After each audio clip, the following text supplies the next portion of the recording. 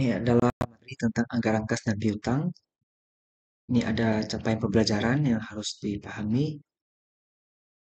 menjelaskan secara verbal atau tertulis pengertian dan konsep dari anggaran kas dan anggaran piutang, memahami dan menguraikan langkah-langkah yang diperlukan dalam penyusunan anggaran kas dan piutang, merancang anggaran kas dan anggaran piutang dengan mempertimbangkan berbagai faktor seperti penjualan, kredit, dan potensi risiko, menganalisis hubungan antara anggaran kas, anggaran piutang, serta dampaknya terhadap kesehatan keuangan perusahaan, mengevaluasi efektivitas anggaran kas,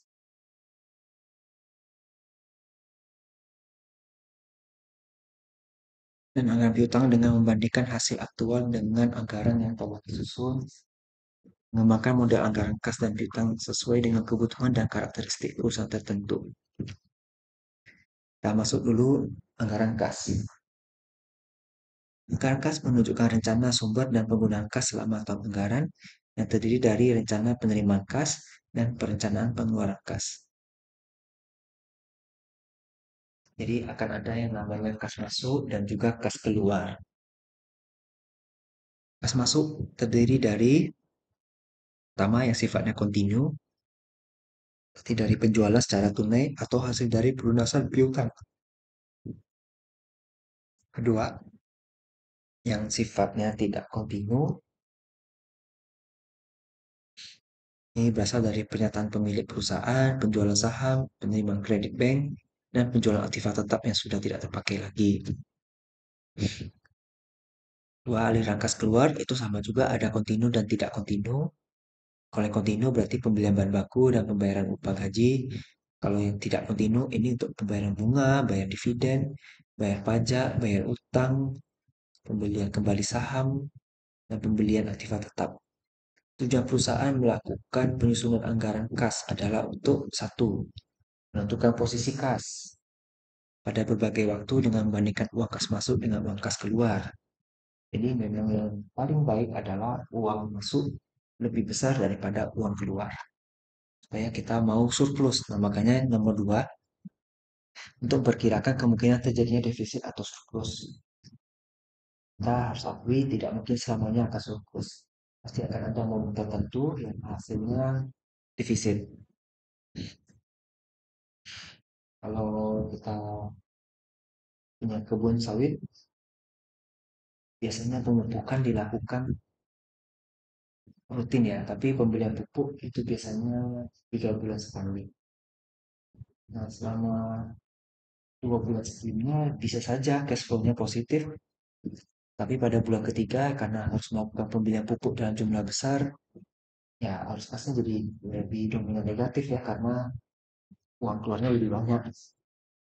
Tapi itu tidak apa-apa, karena kan memang sudah kita perkirakan pasti akan terjadi seperti itu.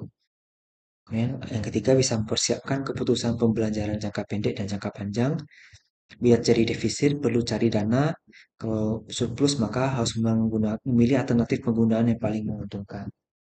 Untuk ketika terjadi surplus defisit kita sudah tahu harus berbuat apa. Kemudian sebagai dasar kebijakan pemberian kredit, ini bank kalau mau memberikan kredit kepada perusahaan, kalau arus kasnya bagus, biasanya dia mau kasih. Tapi kalau arus kasnya defisit, sering defisit ya, terutama defisitnya karena masalah beban atau penjualan yang kecil atau beban yang besar gitu, biasanya tidak mau dikasih. Kalau dikasih itu pun jumlahnya terbatas. Yang kelima sebagai dasar otorisasi dana anggaran yang disediakan. Enam sebagai dasar penilaian terhadap realisasi pengeluaran kas yang sebenarnya. Nah, kalau tujuan khusus dari anggaran kas sebagai dasar dalam penyusunan laporan keuangan yaitu neraca karena kas posisinya di neraca ya. Faktor yang mempengaruhi kas. Ada kegiatan operasional, ada kegiatan investasi. Kalau kegiatan operasi itu yang sifatnya rutin dan terus-menerus dilakukan. Ini menjual dan membeli barang atau jasa. Apabila penjualan tinggi, maka kas yang masuk juga tinggi. Baik itu kas melalui penjualan tunai atau kas melalui pelunasan piutang. Kemudian kegiatan investasi ini yang dapat meningkatkan dan menurunkan aset tak lancar yang digunakan perusahaan. Misalnya menjual dan membeli surat berharga jangka panjang, menjual dan membeli aset tetap, Kemudian pengertian anggaran perusahaan. Ini yang merencanakan secara lebih terperinci tentang sejumlah piutang perusahaan beserta perubahannya dari waktu ke waktu selama periode yang akan datang. Anggaran piutang menunjukkan besarnya piutang dari transaksi penjualan secara kredit yang dilakukan perusahaan. Anggaran tersebut menerangkan mengenai jumlah piutang yang tertagih dari waktu ke waktu, serta menunjukkan pula sisa piutang yang belum tertagih dari waktu ke waktu selama periode yang akan datang. Nah, biasanya kalau kita lihat di mata kuliah pengantar akuntansi 2, ada dipelajari tentang tabel umum piutang, di mana piutang ini dikelompokkan berdasarkan harinya. Kemudian 0 sampai 30 hari, 31 sampai 60 hari, 61 sampai 90 hari, dan seterusnya. Itu juga sebenarnya termasuk penganggaran piutang ya. Ketika kita sudah bisa anggarkan, kira-kira segini loh uang yang akan masuk dalam 30 hari ke depan, segini yang akan masuk selama 60 hari ke depan, dan seterusnya. Nah, piutang dagang memiliki berbagai jenis beban dan biaya yang timbul akibat menjual produk secara kredit. Di antaranya adalah biaya modal, kemudian biaya administrasi piutang seperti biaya penagihan dan biaya organisasi per unit kerja yang diserahi tugas mengelola piutang. Contohnya begini, ada beberapa jenis usaha di mana kalau mau menagih piutang orangnya harus datang langsung ke toko. Contohnya kalau kita punya usaha grosir, minuman, minuman dus atau minuman kaleng itu seterusnya, biasanya kita ke toko anggota kita ya, ke toko untuk tagih. Nah, ketika dia pergi itu kan pasti ada biaya. Dia pasti ngantar barang sekaligus nagih biaya, nagih penjualan kreditnya itu. Jadi orang toko bayar dan sekaligus dia menerima barang. Itu siklusnya. Nah, itu kan ada biaya transportasi di sana. Itu termasuk biaya administrasi piutang. Kemudian, piutang mungkin tidak seharusnya dapat ditagih karena adanya resiko debitur yang tidak bertanggung jawab, melarikan diri atau bangkrut. Ya, kalau yang ini berarti piutang yang tidak dapat ditagih ini juga resiko ya. Tujuan dari anggaran piutang kalau secara khusus ini sebagai dasar penyusunan anggaran kas, karena piutang yang tertagih akan berakibat pada penambahan kas. Nah, piutang yang tidak tertagih malah akan menjadi penimbul masalah ya pada kas kita. Ini ada faktor yang mempengaruhi anggaran piutang. Ada volume barang yang dijual secara kredit. Ya, kalau semakin banyak kita jual kredit, maka piutang yang timbul akan semakin besar juga. Maka piutang yang dianggarkan juga akan besar. Yang kedua, standar kredit. Standar kredit kalau longgar biasanya lebih lama untuk ditagih piutang yang resikonya lebih tinggi. Kayak ada istilah 2 per 10 M per 30. Artinya dalam waktu 10 hari jika bisa dibayar dapat diskon 2%. Jangka waktu ininya 30 hari. Nah, itu salah satu strategi untuk bisa mempercepat penagihan piutang. Itu juga kaitannya ke nomor 3 dan 4 sekaligus. Yang nomor 5 pembatasan kredit. Semakin tinggi batasan kredit, semakin besar piutang yang tertanam. Semakin rendah batasan kredit, semakin kecil piutang yang tertanam. Nah, jangan memberikan kredit besar-besaran. Semakin besar yang diberikan, semakin sulit juga untuk ditagih gitu. Kemudian kebijakan penagihan piutang. Ini akan memperkecil piutang usaha yang tertanam. Kebijakan piutang pasif memperbesar piutang usaha yang tertanam. Artinya, kalau kita punya kebijakan yang aktif, dalam artian karyawan atau petugas yang ngurus piutang sering-sering menagih itu akan memperkecil resiko. Kemudian manfaat diperoleh perusahaan dengan menyusun anggaran piutang bisa memperkirakan posisi piutang pada berbagai waktu, mengetahui jumlah piutang, waktunya sudah untuk ditagih, dan memperkirakan arus kas yang berasal dari penjualan kredit. Langkah-langkah nyusun anggaran kas. Ini cukup jelas semua ya. Pertama kita anggarkan dulu piutangnya, pakai tabel umur piutang. Kemudian kita anggarkan penerimaan kasnya.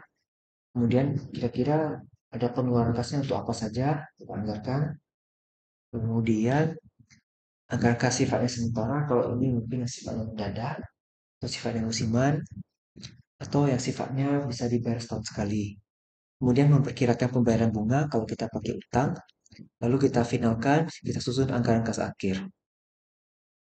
Berikutnya jenis anggaran, ini ada anggaran kas jangka pendek, ini merupakan alat operasional pengendalian kas sehari-hari, jangka waktunya disesuaikan dengan anggaran tahunan. Ini berfungsi sebagai alat pemberian otoritas kas keluar secara terus-menerus, disesuaikan dengan arus kas masuk dan situasi keuangan pada umumnya. Ya, itu juga ada yang jangka panjang. Sebenarnya intinya kalau jangka pendek atau jangka panjang, kalau dari beberapa rujukan bisa berbeda. Kalau dari sini dikatakan jangka panjang 5 sampai 10 tahun, tapi kebanyakan mengatakan jangka panjang itu ya di atas setahun. Kalau yang jangka pendek berarti di bawah setahun. Tapi itu tidak perlu diperdebatkan. Yang penting adalah rujukannya memang tertulis ada, itu sudah sah secara ilmiah ya. Kita buat penelitian. Nah, ini ada sumber kas dan ada penggunaan kas. Sebenarnya ini saling bertolak belakang aja ya. TR lebih besar dari TC itu berarti laba. TR adalah total revenue atau total penjualan. TC adalah total cost atau total biaya. Ya, kalau pendapatan lebih besar dari biaya, hasilnya laba, berarti kasnya masuk. Kalau total cost lebih besar dari total pendapatan, ya berarti rugi. Artinya kas lebih berkurang. Kemudian akumulasi penyusutan itu bisa menambah. Kalau pembelian aktiva tetap malah akan berkurang. Kemudian penambahan utang jangka pendek itu bisa nambah kas. Kalau bayar utang berarti mengurangi kas. Kemudian bertambah ekuitas bisa setoran modal, cadangan laba yang positif, dan laba ditahan yang positif.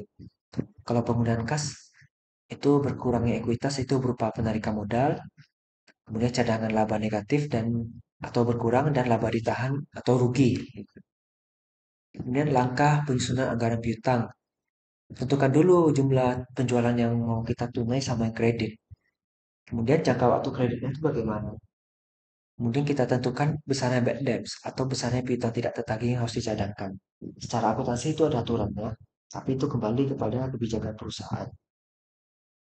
Tiga, mengetahui atau mengidentifikasi besarnya term of credit, itu yang tadi 2 per 10 N per 30 itu. Keempat, perhatikan kemungkinan adanya bunga untuk penjualan kredit. Ya, kalau kita mau lebih untung, ya kita jual produk pakai bunga, jadi kita lebih aman. Yang kelima, menyusun ke dalam bentuk tabel-tabel sistematis. Ya, inilah dia tabel umur piutang.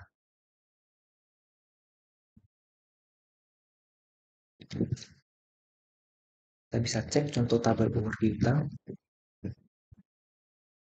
di mana di sini kan tunjukkan nih PT apa, ini yang belum jatuh tempo, ini yang 1 sampai 30 hari, ini pakai periodenya ya.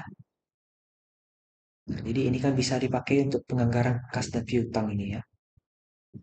Nah, kita sudah sampai pada bagian kesimpulan. Ini ada anggaran kas merencanakan sumber dan penggunaan kas dalam suatu periode tertentu. Terdiri dari arus kas masuk dan keluar, bersifat kontinu dan tidak kontinu. Sudah ada contoh-contohnya juga tadi.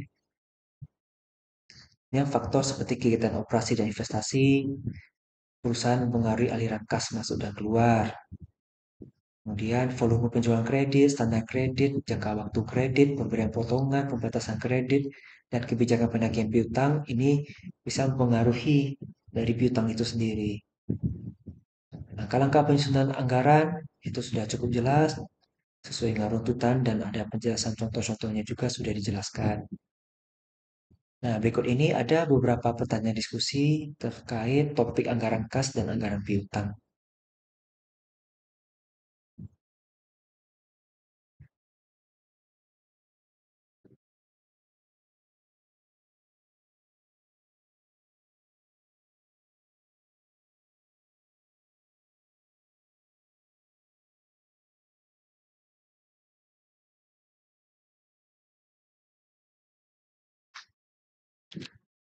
Nah, jadi ini materi tentang anggaran kas dan piutang. Semoga dapat dipahami dengan baik.